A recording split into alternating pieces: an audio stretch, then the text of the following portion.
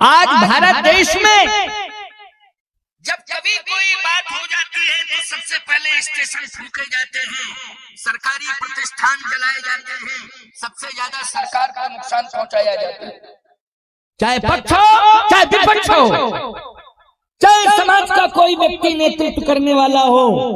मैं सभी से कह रहा हूं, अगर तुम भारत माता को अपना मानते हो तो ये भारत माता की संपत्ति है, हमारा राष्ट्र, इसको हमें नुकसान नहीं पहुंचाना चाहिए बल्कि हमें रक्षा करनी चाहिए। क्योंकि भारत माता के अगर हम भक्त हैं, भारत माता को माता मानते हैं, इस देश में रहते हैं, तो ये संपत्ति तो माँ की संपत्ति है, किसी के बाप की संपत्ति है कि व्यक्तिगत संपत्ति है, ये भारत माता की संपत्ति है। सभी का धर्म कहता है, चाहे जिस जाति में पैदा हुआ हो, चाहे जिस धर्म में पैदा हुआ हो, चाहे जिस पार्टी का नेतृत्व कर रहा हो, भारत माता की संपत्ति को नुकसान नहीं पहुंचाना चाहिए। क्योंकि भारत माता ने सबको रहने के लिए मौका दिया कि नहीं दिया, स्थान दिया कि नहीं दिया। आज जितने भी धर्मावलंबी हैं, जितने भी लोग हैं, सब उछल कूद तो इसी धरती पर कर रहे हैं। क्यों भाई, किस धरती पर कर रहे हैं? इस धरती पर कर रहे हैं, नुकसान पहुंचा रहे हो। खबरदार, भारत माता का भी सम्मान करो और भारत माता की जो संपदा है उसका भी सम्मान करो। इसलिए हमें कभी भी राष्ट्र की संपत्ति को क्षति नहीं पहुंचाना चाहिए। प्यारे, भरत जी ने जैसे ही सुना कि ये क्या हो रहा है, आग लगाने की बात कर रहे हैं कि अयोध्या को जला दो, अयोध्या को नष्ट कर दो। नहीं, मैं अयोध्या की संपत्ति का त्याग कर रहा हूं, इसका मतलब ये नहीं कि उसको जला देना चाहिए। ये गलत बात बोली जा रही है।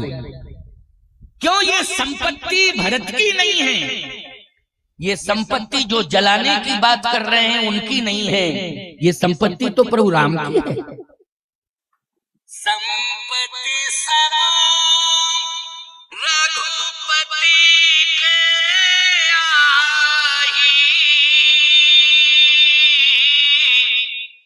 और जो बिन जतन चलो तजताई। भरत जी ने कहा, मेरी यात्रा विफल हो जाएगी, मेरा नेतृत्व विफल हो जाएगा, मेरा अभियान विफल हो जाएगा अगर अयोध्या की संपत्ति जल जाएगी और फिर हम राम के पास जाएंगे।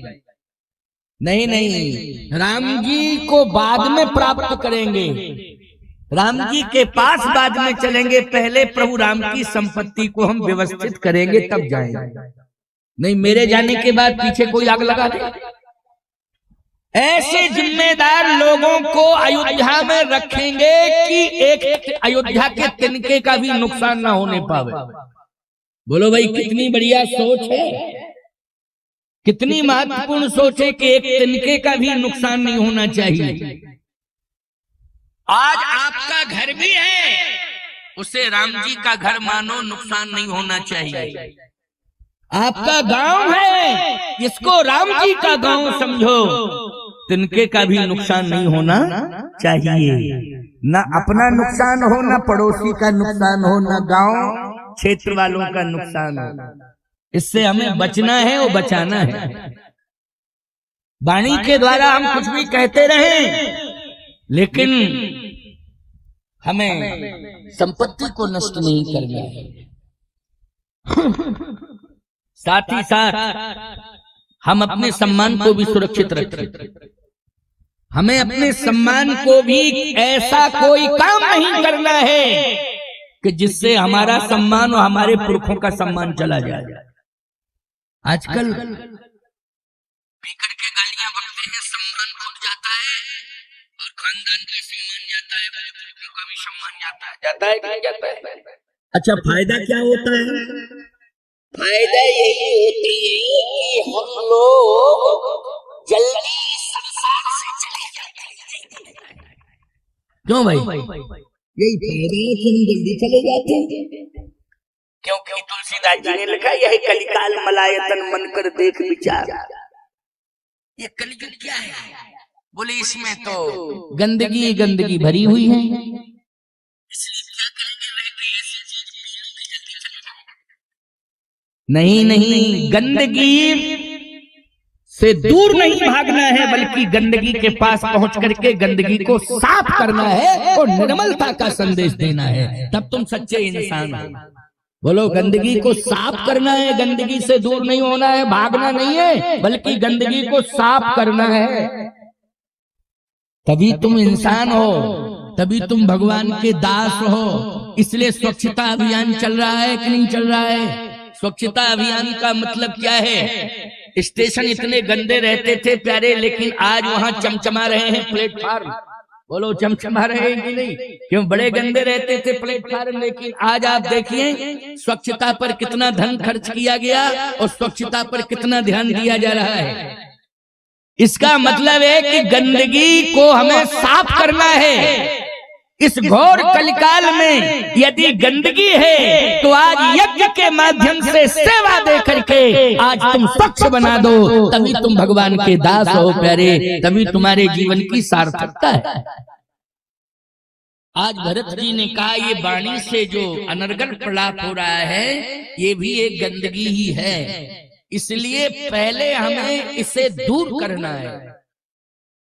गलतियों को दोहराना नहीं है, गलतियों की पुनरावृत्ति करना यही हैवानियत है, और गलती होने के बाद गलती को निश्चित रूप से स्वीकार करना और उस गलती को दोहराना नहीं, ये संकल्प लेना, यही है इंसान का निर्मल स्वभाव, यही है उसका व्यक्तित्व, यही है उसके जीवन की सार्थकता, यही है उसके जीवन की दिव्यता। भरत जी ने कहा कि यात्रा को रोक रहा हूं, यात्रा रुक गई। भरत जी ने कहा कि पहले तो जो लोग जलाने की बात कर रहे हैं वो पहले साइड में खड़े हो जाएं, सब जो कहते हैं अयोध्या की संपत्ति जला दो, फूंक डालो, मिटा दो, तब चलें राम जी के पास, वो सब आ गए। भरत जी ने कहा, एक बात बताओ, ये संपत्ति तुम्हारी है जो तुम जला रहे हो? अच्छा, राजतंत्र में संपत्ति प्रजा की होती है कि राजा की होती है? बताओ भाई। राजतंत्र में तो राजा की संपत्ति होती है कि नहीं होती है? प्रजा तो उसके अधीन होती है, लेकिन प्रजातंत्र में तो सब अपने अपने घर के राजा। एक राजा होता है प्रजातंत्र में, जो जिस घर का है वही अपने घर का राजा है, लेकिन राजतंत्र में एक ही राजा होता है। बोलो, होता था ना एक ही राजा, और पूरा जहां तक उसका राज होता था प्रजा उसके अधीन होती थी। भरत जी ने कहा कि ये राजतंत्र है और ये अयोध्या की संपत्ति के राजा जो है प्रभु राम हैं। भले ही वो वन चले गए हैं, लेकिन राजा कौन है? भरत नहीं है राजा, और कोई राजा नहीं है, प्रभु राम ही राजा हैं। इसलिए उनकी संपत्ति है, इसे जलाना नहीं है, इसे सुरक्षित करना है, और सुरक्षित करके तब प्रभु के पास जाना है। खबरदार, अगर तिनका भी नुकसान हो गया, एक तृण का भी नुकसान हो गया तो कोप भाजन बन जाओगे।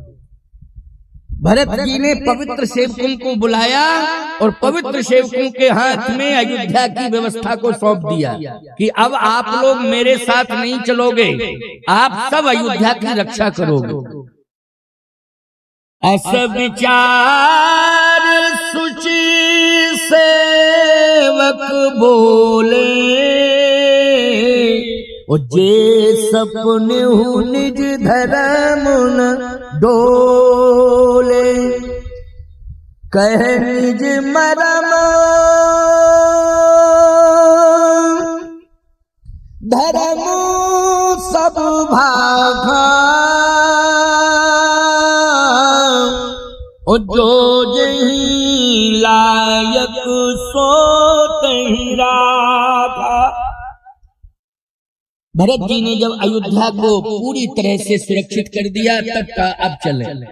एक विरोध समाप्त किया कि नहीं किया? बोलो, एक विरोध, अयोध्या में जो विरोध था उस विरोध को समाप्त करके भरत जी आगे बढ़े। इसलिए विरोध को बढ़ा के आगे नहीं बढ़ना है, विरोध को समाप्त करके आगे बढ़ना है।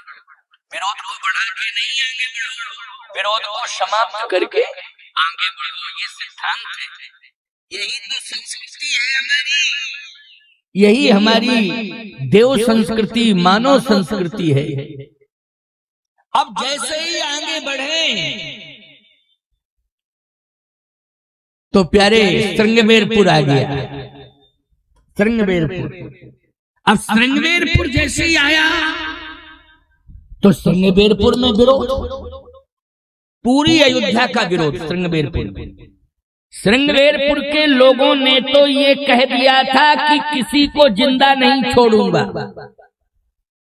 ये बहुत बड़ा विरोध है। बोलो, जितने भी अयोध्या के लोग आ रहे हैं गंगा पार नहीं करने दूंगा, और यदि गंगा पार करके प्रभु राम के पास ये जाते हैं तो सबको मौत के घाट सुला दूंगा।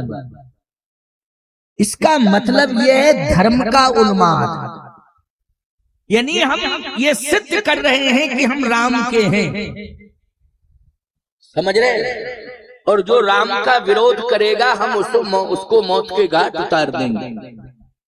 लेकिन भले आदमी पहले ये तो विचार कर लो कि ये राम के विरोध में जा रहे हैं कि राम के समर्थन में जा रहे हैं, तो विवाद के पहले संवाद कर लो, बातचीत कर लो। अगर बातचीत में ये सिद्ध हो जाए कि नहीं कन्फर्म इरादा है कि राम से युद्ध करने जा रहे हैं, तब तो इस प्रकार की भाषा बोलो, लेकिन बिना सोचे समझे बोलना। इसलिए मैं कहता हूं कि हमेशा ध्यान रखना, सामाजिक संतुलन बनाने के लिए, इस राष्ट्र को संतुलित करने के लिए, संयमित करने के लिए हमें बोलने के पहले विचार करना पड़ेगा। क्या करना पड़ेगा? विचार करना पड़ेगा। एक एक शब्द को सोच समझ के निकालना पड़ेगा, क्योंकि हो सकता है कि कोई ऐसा शब्द निकल जाए और उस शब्द के द्वारा विस्फोटक परिस्थिति पैदा हो जाए तो बहुत बड़ी क्षति राष्ट्र को मिलेगी। नुकसान किसका होगा? देश का नुकसान होगा, मानव जाति का नुकसान होगा और भारत की अस्मिता का नुकसान होगा।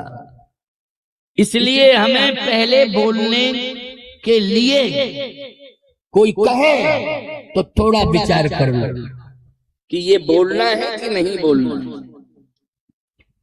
सास भी बहू से बोले तो बोलने के पहले थोड़ा सा विचार कर ले, है ना? बहू सास से बोले तो वो भी बोलने के पहले विचार कर ले कि हमें कितना बोलना है। ये नहीं बोलना है कि मायके से चली आई क्या लाई तेरे बाप ने क्या दिया। अब बोलो ये शब्द से विस्फोट पैदा हो जाएगा कि नहीं हो जाएगा? हो जाएगा कि नहीं हो जाएगा? बहुत बड़ा विस्फोट पैदा होगा। नहीं नहीं, प्रेम से कहो, कोई बात नहीं। माँ बाप का तो धर्म है, कुछ ना कुछ देते ही हैं, उन्होंने अपनी परिस्थिति के हिसाब से कुछ दिया होगा। बोलो भाई, बात बन गई कि नहीं बन गई? शब्द को संभाल के बोलना है, क्योंकि बहू के बिना घर नहीं चल सकता है और बहू को सास के बिना आशीर्वाद नहीं मिल सकता है। अरे इसलिए दोनों की जरूरत है। बोलो, है जरूरत की नहीं? बिना आशीर्वाद के जीवन नहीं चल सकता है और बिना बहू की सेवा दिए घर नहीं चल सकता है और वंश नहीं चल सकता है। बोलो भाई, वंश भी नहीं चल सकता है। इसलिए संतुलन बनाने की जरूरत है। छोटी छोटी बातों को लेकर के विवाद नहीं करना है, क्योंकि वंश भी चलाना है, घर भी चलाना है और देश भी चलाना है। बहुत बड़ी जिम्मेवारी है, बहुत बड़ी जिम्मेवारी है, बहुत बड़ा दायित्व है। इसलिए मात्र शक्ति से कह रहा हूं, क्योंकि घरेलू झगड़े बहुत नुकसान पहुंचाते हैं। पड़ोसी के झगड़े उतना नुकसान नहीं पहुंचाते हैं जितना घरेलू झगड़े नुकसान पहुंचाते हैं। आपको दीवाल के घर के दीवाल के बाहर आग होगी तो नियंत्रण हो जाएगा, लेकिन घर के अंदर चूल्हे की आग अगर घर में निकल पड़ी तो वो लोग कौन नियंत्रण करने वाला है? स्वयं भागे भागे फिरोगे कि बढ़ जाए, घर जल जाए, हम बच जाए, है नहीं? इसलिए घर के अंदर आग नहीं लगना है, इसको बचाना है। ये तुम्हारी जिम्मेवारी है। लकड़ी जितना आग का अंगार नहीं उगलती है जितना बाणी उगलती है आग का अंगार।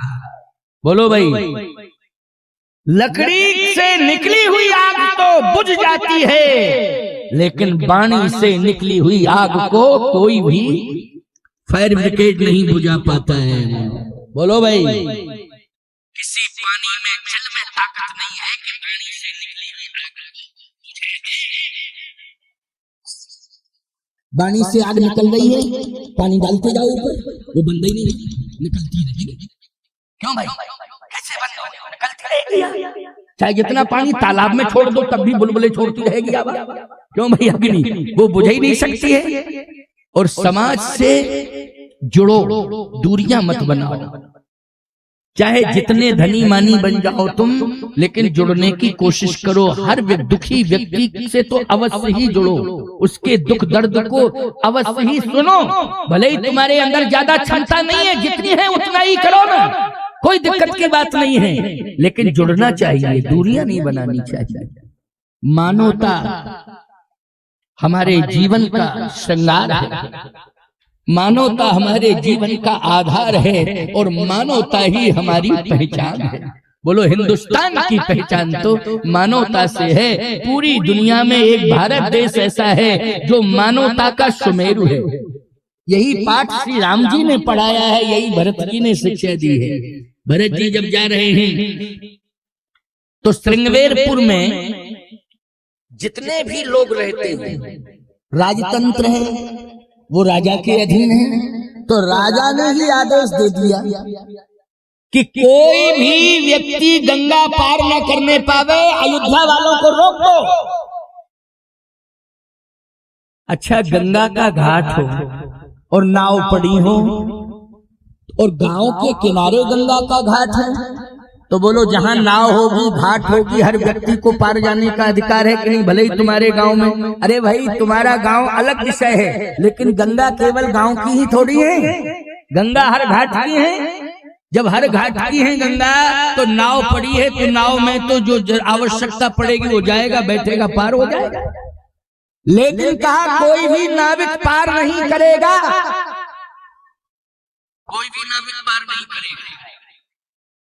जैसे एक बार राम रथ निकाला गया था, तो उस राम रथ यात्रा में एक राज्य के मुख्यमंत्री ने रथ ही रोक दिया था। क्यों भाई, रोक दिया था कि नहीं रोक दिया था? हैं? कहा मेरे राज्य की सीमा में नहीं प्रवेश कर सकते हो। तुम्हारे बाप का राज्य है क्या? तुमने खरीद रखा है भारत माता को? क्या तुमने पूरे राज्य की भूमि की रजिस्ट्री करा रखी है? नहीं नहीं, सबका है ये राज्य, सबका है ये राष्ट्र, सबकी है ये पृथ्वी जो राष्ट्र में रह रहा है। ये प्रभाव का दुरुपयोग है। ये क्या है? प्रभाव का दुरुपयोग। इसी को कहते हैं बुद्धिहीनता, इसी का नाम है बुद्धिहीनता। श्रृंगवेरपुर के जितने भी लोग थे सब लाठी डंडा लेकर के निकल पड़े, क्योंकि राजा ने आदेश दिया है, दौड़ो दौड़ो, निकलो निकलो, रोको रोको, मारो मारो मारो। राजा ने कहा तो सब निकल पड़े। लेकिन प्यारे, एक बात आपको बताएं, इसलिए मैं कहता हूं कि बूढ़ों की जरूरत है, बूढ़ों की जरूरत है। जो बुढ़ापा होता है ना, वो देवत्व में प्रवेश कर जाता है। बोलो, बुढ़ापा किस में प्रवेश करता है? देवत्व में प्रवेश करता है, ये निश्चित है। चाहे जितना जोशीला गर्मीला व्यक्ति हो, लेकिन जब बुढ़ापे में आता है तो उसकी वाणी भी बदल जाती है और व्यवहार भी बदल जाता है। बोलो, बदल जाता है कि नहीं? वाणी और व्यवहार। इसका मतलब है कि देवत्व आ गया उसके अंदर। एक बूढ़ा खड़ा हो गया, एक बूढ़ा, याद रखना, बूढ़ा था। अगर बूढ़े मर गए होते सब तो गड़बड़ हो जाता है कि नहीं हो जाता? लेकिन बूढ़ा था तो खड़ा हो गया। उसने कहा रुको, हमारी बात सुनो। राजा से बोलने की हिम्मत बूढ़ा कर गया। इसलिए बूढ़ा व्यक्ति शक्तिशाली भी होता है, देखने में कमजोर लगता है, लेकिन साहस उसका बुलंद होता है। बोलो, होता है कि नहीं? बूढ़े की जबान को कभी बंद नहीं करना चाहिए, सबसे बड़ी गलती है। आजकल पूरे घर के लोग मिलकर के बूढ़े की आवाज दबा रहे हैं, तुम बोला मत करो, चुप रहो, बोलने की जरूरत नहीं, चुप रहा करो। अब बोलो, जबरदस्ती कर रहे हो। उसका तुम्हारे घर के विकास में और तुम्हारे वंश के विकास के लिए बहुत महत्वपूर्ण है। उसकी सुन तो लो। सारे लोग मिलकर के उसकी जबान को दबा रहे हैं, लेकिन देखिए आप रामचरितमानस में श्रृंगबेरपुर का बूढ़ा कहता है रुक जाओ, कहां जा रहे हो? पूरी श्रृंगबेरपुर की सेना कहने लगी है अयोध्या वालों को रोकने जा रहे हैं, नहीं मानेंगे तो मारेंगे, उनको मौत के घाट उतारेंगे। बूढ़े ने कहा क्यों, क्या बात है? कहा इसलिए कि भरत जो है सेना लेकर के राम पर आक्रमण करने जा रहे हैं। उस बूढ़े ने कहा यही तुम्हारी सोच गलत है। पहले मिलो जाकर के, कोई एक व्यक्ति जाकर के मिले वो भरत जी से बात करे कि भरत जी क्या कहना चाहते हैं। भाषा बता देगी कि भरत जी के अंदर क्या भाव है, ये भाषा बताएगी। इसलिए जाओ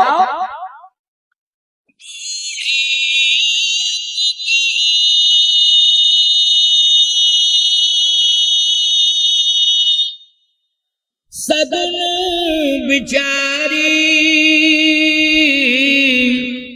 और भरत ही मिलिए न हुई हेरारी। उस बूढ़े ने कहा कि नहीं, पहले भरत जी से मिलो, बातचीत करो। उस बूढ़े ने कहा एक बात बताओ, तुम्हें भरत ही दिखाई दे रहे हैं, पहले दूर से देखो कौन कौन है। कहा वशिष्ठ जी हैं। और कौन है? उस बूढ़े ने कहा और देखो और कौन है, केवल भरत जी हैं कि और भी कोई है? कहा वशिष्ठ जी हैं। और कौन है? कहा माता कौशल्या है। और कौन है? कहा प्रधानमंत्री सुमंत जी हैं। उस बूढ़े ने कहा कि जरा बुद्धि को सुधार लो, पत्थर पड़ गया है तुम्हारी बुद्धि पर। जहाँ गुरुदेव हो और माताएं हो वहाँ किसी भी प्रकार का भाइयों में विवाद हो सकता है। बोलो जरा। इसलिए मैं कहता हूँ कि जब तक माता पिता जिंदा रहते हैं वो पूरी ताकत लगा देते हैं कि भाइयों में विरोध ना हो। क्यों भाई, लगा देते हैं ताकत की नहीं, लेकिन बिल्कुल ही मूर्खता यदि सवार हो जाए तो ये अलग बात है। यदि पूरी तरह से तुम्हारे ऊपर मूर्खता हावी हो गई है तो ये अलग बात है कि लड़ने लग जाओ माता पिता के सामने ही, बल्कि उल्टा माता पिता पर भी बार प्रहार करने लग जाओ, तुम्हारी बुद्धि पर पत्थर ही पड़ गया, अलग बात है। नहीं, माता पिता यही करते रहते, हमारे बच्चे लड़े ना लड़े ना लड़े ना। क्या राम की माँ साथ में है और भरत आक्रमण करने जा रहे हैं? जरा बुद्धि से सोचो। कुछ लोगों ने कहा बात तो सही है, बात तो सही है, विचार करने की जरूरत है, लेकिन राजा से कहा जाए, राजा को समझाया जाए, राजा से कहा जाए। जहाँ पर गुरुदेव वशिष्ठ जी महाराज स्वयं साथ में चल रहे हो वहाँ ईमानदारी के साथ बताओ, संघर्ष होगा कि समर्पण होगा? वहाँ तो समर्पण होगा, संघर्ष। तो क्या राजा को कौन समझावे? उस बूढ़े ने कहा मैं समझाऊंगा राजा, तुम लोग रुको अभी। तो प्रथम दृष्टिया जो पहला जत्था था, जो बिना सोचे समझे आक्रमण करने वाला था, बोलो किसने रोक दिया? बूढ़े ने रोका। अकेले रोका कि नहीं रोका? बोलो शस्त्र में ताकत है कि बूढ़े में ताकत है? जल्दी बोलो। हथियार में ताकत है कि बूढ़े की जवान में ताकत है? इसलिए मैं कहता हूँ कि बूढ़े की जवान में ताकत है। कान खोल करके सुनते जाओ, एक एक शब्द सुनते जाओ प्यारे, ये महत्वपूर्ण शब्द हैं और तुम्हारे घर के लिए, गांव के लिए, तुम्हारे राज्य के लिए, तुम्हारे देश के लिए ये महत्वपूर्ण शब्द है। ये साधु की वाणी व्यर्थ नहीं जाती है, इसलिए एक एक शब्द को सुनते जाओ। पहले तो विचार करना है कि वशिष्ठ जी महाराज जब साथ में है, जब गुरु साथ में हो तो याद रखना वहाँ संघर्ष नहीं होता है, वहाँ क्या होता है? समर्पण होता है। दूसरी बात ये कि जहाँ माता कौशल्या साथ में हो वहाँ संघर्ष नहीं, बच्चों में संघर्ष नहीं होगा, वहाँ क्या होगा? समर्पण होगा। तो कहा राजा को कौन समझावे? कहे राजा को मैं समझाऊंगा। उस बूढ़े ने कहा देखो कितनी ताकत है उसके अंदर, बहुत बड़ी ताकत है। ये बूढ़ा है केवल, ये मत मानना कि वो श्रृंगबेरपुर के राजा गुहराज निषाद का बाप है या दादा है या काका है। नहीं नहीं, वो एक गांव का बूढ़ा है, समझ गए हो कि नहीं? गांव का बूढ़ा। इसलिए मैं कहता हूँ किसी भी जाति में बूढ़ा हो जावे उसका अपमान नहीं करना, बूढ़े का हमेशा सम्मान करना। गांव में किसी के घर में बूढ़ा हो, किसी भी जाति का बूढ़ा हो तो क्या करना है? सम्मान करना है। इसलिए बूढ़े एक कहे सगुना बिचारी,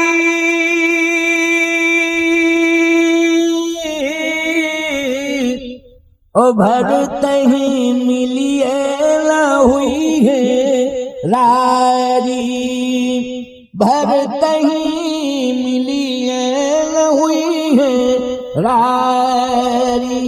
भरत से मुलाकात करनी चाहिए, भरत से युद्ध नहीं करना चाहिए।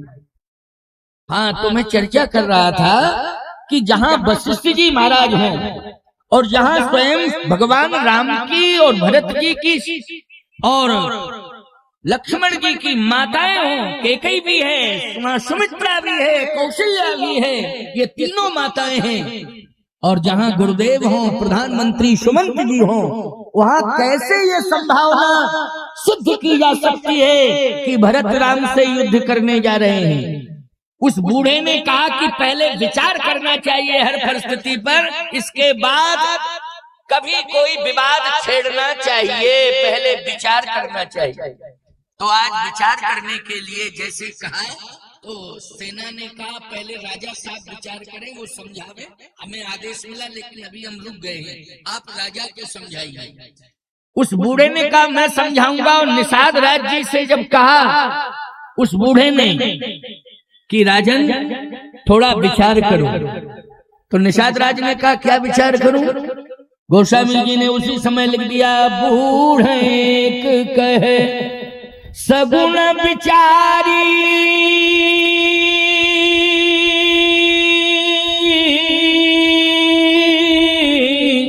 ओ भरत मिलिए न हुई है रारी। भरत जी से मिलना चाहिए, गारंटी लेता हूं युद्ध नहीं होगा। अच्छा, ये कैसे गारंटी दे रहे हो कि युद्ध नहीं होगा?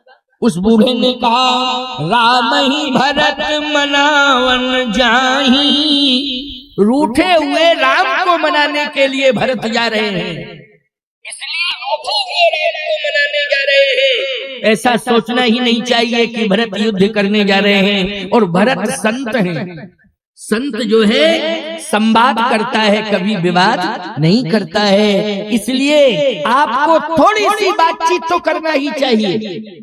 निषाद राज ने कहा कि अब तुमने कहा है तो मैं बातचीत करूंगा। किसी से बातचीत करने के लिए जाओ तो नियम है कुछ ना कुछ लेके जाओ। जैसे क्या है, फल लेके जाओ, मिठाई का डिब्बा लेके जाओ, क्यों? ये वार्ता करने का तरीका है, कुछ ना कुछ लेके जाना चाहिए। अगर बातचीत करने जा रहे हो और ऐसी बातचीत करने जा रहे हो जिससे समरसता का संदेश जा रहा है, तो कुछ ना कुछ अवश्य ही लेके जाना चाहिए। माध्यम बना लो भगवान के मंदिर का प्रसाद, एक डिब्बे में लड्डू लो, तुलसी दल छुड़वाओ, हनुमान जी को भोग लगाओ और कहो भैया हम प्रसाद लेकर के आए हैं। क्यों भाई, प्रसाद लेने में तो समरसता आएगी कि नहीं आएगी? ये प्रसाद लेकर के आए, हनुमान जी का ग्रहण करो। इसलिए निषाद राज जी ने कहा कि मैं कुछ लेके जाऊंगा, ऐसे नहीं जाऊंगा। बूढ़े ने कहा हाँ कुछ लेके जाना चाहिए, अच्छी बात है, क्योंकि गुरुदेव का भी सम्मान होगा ना। राम जी के गुरुजी साथ में आ रहे हैं तो संत के पास जाओ, गुरु के पास जाओ, श्रीफल लेके जाओ, फल लेकर के जाओ, माला लेकर के जाओ। क्यों? गुरु के पास कैसे जाया जाता है? कुछ न कुछ लेके, तो गुरुदेव भी साथ में है, इसलिए अवश्य ही लेके जाना चाहिए। तो अस कही भेंट सजोवन लागे, कंद मूल फल, कंद मूल फल लेकर के चलो। अच्छी बात है, आप लोग फल लेकर के आते हो और फल में श्रीफल लेकर के आते हो। अभी श्रीफल भेंट किया ना, अभी तो श्रीफल की परंपरा है, ये सबसे बढ़िया फल है। ये श्रीफल ऐसा फल है प्यारे कि ये आप जिंदगी भर रखे रहो। बोलो भाई, बस तोड़ना फोड़ना नहीं है, जिंदगी भर रखे रहो। तो बोलो इसी कंडीशन में रहेगा कि नहीं रहेगा? इसमें प्यारे कीड़े मकोड़े भी नहीं लगते हैं। अगर ये जटा जूट वाला है तो ऊपर से कोई प्रभावित नहीं कर सकता है। अभी हमारे यहाँ अखंड दिव्य ज्योति जल रही है कामतगिर में, वहां 3 पीढ़ी का नारियल रखा हुआ है भैया, 3 पीढ़ी का ये, अब 3 पीढ़ी का बताया जा रहा, हो सकता है और पीढ़ियों का रखा हो, लेकिन 3 पीढ़ी का प्रमाण है अखंड ज्योति के पास में। वही नारियल जो हमारे बाबा के बाबा जो थे आचार्य परंपरा में, उन्होंने वो रखा था, ऐसा बताते हैं। लेकिन नारियल की कंडीशन ज्यों की त्यों है प्यारे, बिल्कुल ज्यों की त्यों है, कहीं नारियल प्रभावित नहीं हुआ है, बस इसको थोड़ा प्रभावित न किया जाए तब है, ठीक है ना। तो ये ऐसा श्रीफल है, इसलिए प्रत्येक धार्मिक अनुष्ठानों में, मांगलिक कार्यों में सबसे महत्वपूर्ण भूमिका बोलो किस फल की रहती है? श्रीफल की रहती है। तो आज फल लेकर के चलो, कंदमूल फल लेकर के चले। निषाद राज ने कहा कि अभी भेंट पूरी नहीं है, अधूरी है। तो आप लोगों का दिमाग जा रहा होगा कि श्रीफल के साथ साथ कुछ द्रव्य भी होता है ना। तो द्रव्य के लिए कहा होगा कि खजाना खोलो और साथ में द्रव्य और ले चलो, अकेले फल नहीं, साथ में द्रव्य भी दिया जाएगा। निषाद राज ने कहा कि द्रव्य नहीं, दूसरा भेंट क्या है? कैस कही भेंट सजोवन लागे, कंदमूल फल दूसरा खगमृग मांगे। अब खग मानी होता है पक्षी और मृग मानी होता है पशु। अब दिमाग खराब है सुन के कि नहीं बोलो भाई? गुरुजी के पास जा रहे, महात्मा भरत के पास जा रहे, माता कौशल्या के पास जा रहे, तो पशु पक्षी ले जाने की क्या जरूरत है? चलो कोई बात नहीं है, हम एक अर्थ कर रहे हैं इसमें। बोले पक्षी में सुंदर पक्षी होता है तोता, तो अयोध्या में और जनकपुर में तोता पालने की परंपरा थी, बोलो थी कि नहीं थी? जब सीता जी की विदाई हुई थी तो सीता जी के विदाई में कौन रोए थे? तोता मैना रोए थे, बोलो रोए थे कि नहीं रोए थे? तोता मैना रोए थे। इसका मतलब है कि तोता मैना सीता जी ने पाले थे। तो ये पक्षियों में तोता पालने की परंपरा है, तो हो सकता बढ़िया पक्षियों में खूबसूरत तोते भेंट करने के लिए ले जा रहे होंगे। नहीं, मृग में चलो कोई बात नहीं है, मृग संतों के आश्रम में पहले मृग रहते थे। क्यों भाई? महात्माओं के आश्रम में जब ये कानून नहीं बना था, पशु पक्षियों के प्रतिबंधन का कानून नहीं था, लेकिन अब बन गया है। अब तो आप किसी को बंधक नहीं बना के रख सकते हैं, चाहे पक्षी हो चाहे पशु हो, आपको स्वतंत्र रखना पड़ेगा। लेकिन पहले थोड़ी नियम था। महात्माओं के आश्रम में बहुत मृग रहते थे, बहुत आनंद आता था। पक्षियों में मयूर हुआ करते थे, तोते हुआ करते थे। लेकिन इसका अर्थ हम ये भी लगा लेंगे कि चलो कोई बात नहीं है, पक्षियों में तोते को ले जा रहे होंगे और पशुओं में मृग को ले जा रहे होंगे। कंदमूल फल खग मृग मांगे। लेकिन तीसरी भेंट जो ले जा रहे हैं बड़ी खतरनाक भेंट है। बोले क्या है? मीन पीन पाठीन पुराने, ओ भर भर भार कहारन आने। कहा मछलियां लेकर के भी चलो।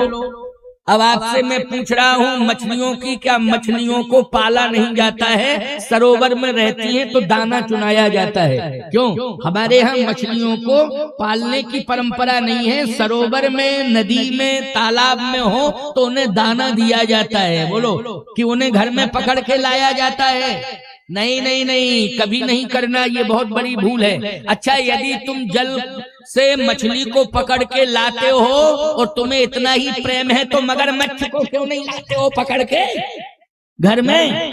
जब पानी के अंदर रहने वाले जीवों से तुम्हें इतना प्यार है तो बेचारी मछलियों को पकड़ पकड़ करके लाते हो। लेकिन मगरमच्छ रहता है, बोलो तुम घर भर को खा जाएगा, वो किसी को बचने ही नहीं देगा।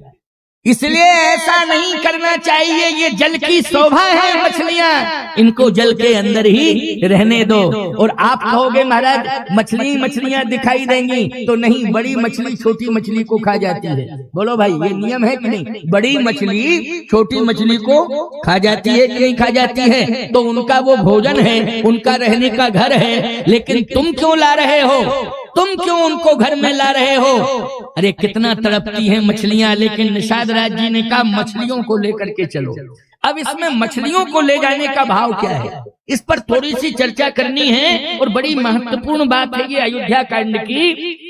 मछलियां जहां रहती हैं सरोवर में, याद रखना वो जल तो जल ही है, कोई बात नहीं, लेकिन जिसके घर में मछली आ जाती है, जल के अंदर मछली रहती है तब तो ठीक है, लेकिन जिसके घर में मछली आ जाती है उसके घर में तामसी प्रवृत्ति का प्रवेश हो जाता है।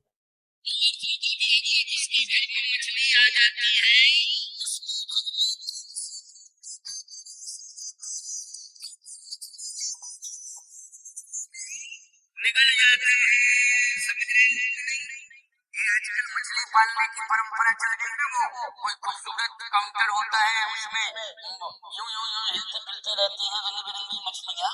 अरे वो मछलियां क्या है, वो तो एक मछली का प्रतीक है, वो मछलियां नहीं है। क्यों भाई, वो मछली जैसी आकृति है, मछली तो वो है जो तालाबों में, नदियों में, सरोवरों में, समुद्र में रहती है। बोलो वो मछलियां, ये तो कई रंग बिरंगी पता नहीं कौन प्रजाति की मछली जैसी आकृति हो गई उनकी, कोई कीड़ा वीड़ा जल के कीड़ा उसको हम मछली नहीं मानते हैं। तो ध्यान से मेरी बात को सुनना, समझने की कोशिश करना।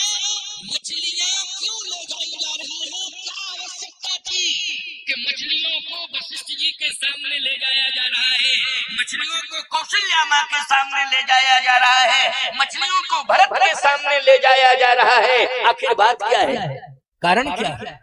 कारण ये है कि निषाद राज से ही पूछा जाए, और निषाद राज ने कारण बताया क्या, कि अयोध्या का बहुत बड़ा समाज जा रहा है और सबकी भावना पहचानी नहीं जा सकती है, क्योंकि आजकल तो पत्रकार माइक लिए घूमते रहते हैं, बोलो तुम्हारे क्या विचार हैं, बोलो तुम्हारे क्या विचार हैं, तुम्हारे क्या विचार हैं, तुम अपना विचार सुनाओ, तुम अपना विचार सुनाओ। अच्छा एक बात बताओ, उस समय एक ही पत्रकार थे, केवल नारद जी, केवल नारद जी थे। अब किस किस से पूछते नारद जी?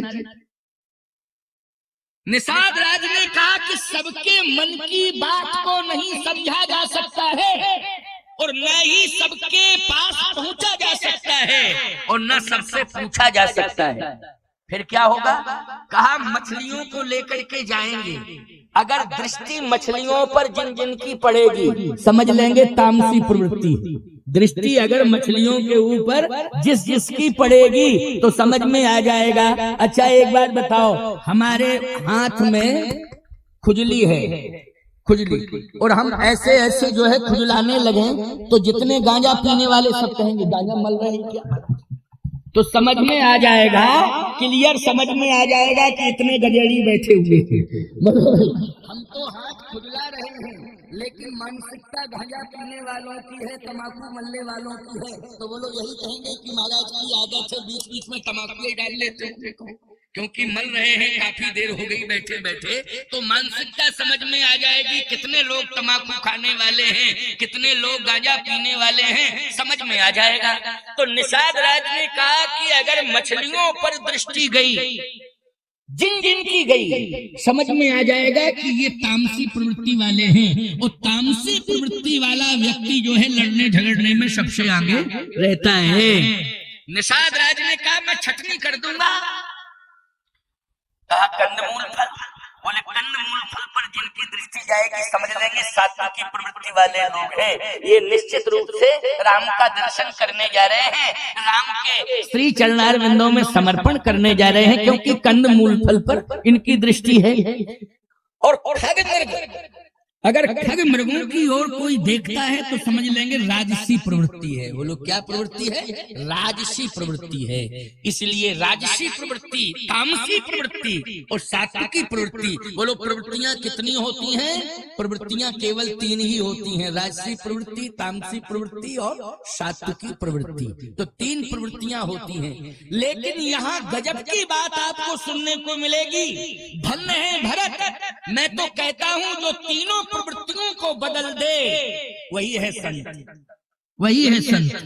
केवल एक ही प्रवृत्ति उसकी है, उस प्रवृत्ति का दिग्दर्शन भरत जी ने कराया है। जब निषाद राज जी तीनों को लेकर के पहुंचे हैं, कंदमूल फल लेकर के पहुंचे हैं, खग मृग लेकर पहुंचे हैं, मछलियों को लेकर के पहुंचे हैं, तो देखा भरत ने तीनों की ओर नहीं देखा, और जब भरत जी ने तीनों की ओर नहीं देखा तो जितने भरत जी के साथ हैं उन्होंने भी तीनों की ओर नहीं देखा। फिर देखा क्या निषाद राज ने? निषाद राज टकटकी निगाह से देख रहा है कि अयोध्या का कोई भी नागरिक कंदमूल फल को भी नहीं देख रहा है। क्यों? इसलिए कि जब तक राम जी का दर्शन नहीं हो जाएगा ना तो जल ग्रहण करेंगे ना फल ग्रहण करेंगे, जब तक राम का दर्शन नहीं कर लेंगे। तो भाई कितने ही तुम फल लेकर के आ जाओ, जब तक हम लक्ष्य को नहीं प्राप्त कर लेंगे हम देखेंगे भी नहीं, क्योंकि लक्ष्य है कि राम का दर्शन करेंगे तभी जल और फल ग्रहण करेंगे, वरना जल फल ग्रहण नहीं करेंगे। जब तक राम का दर्शन नहीं हो जाएगा तब तक जल और फल ग्रहण नहीं करेंगे। निषाद राज ने कहा बहुत बड़ी भूल हो रही थी, यहाँ तो तीनों की ओर नहीं देख रहे हैं तो कर क्या रहे हैं? तो भरत जी महाराज जो है श्रृंगवेरपुर की पृथ्वी का दर्शन कर रहे हैं, और पृथ्वी का दर्शन कर रहे हैं तो जहाँ राम जी के चरण पड़ गए हैं वहाँ भरत जी को तीर्थ दिखाई दे रहा है, क्योंकि चरण राम तीर्थ चली जाएंगी, जहाँ जहाँ श्री राम के चरण पड़े हैं वहाँ वहाँ तीर्थ बन गया है। तो जैसे ही भरत की दृष्टि पड़ी श्री राम का चरण पड़ा था वहाँ तीर्थ दिखाई दे गया भरत को। भरत जी उस मिट्टी को उठा करके, रज को उठा करके माथे से लगा रहे थे। अब अयोध्या वासी देख रहे हैं तो अयोध्या वासियों को भी तीर्थ ही दिखाई दे रहा है।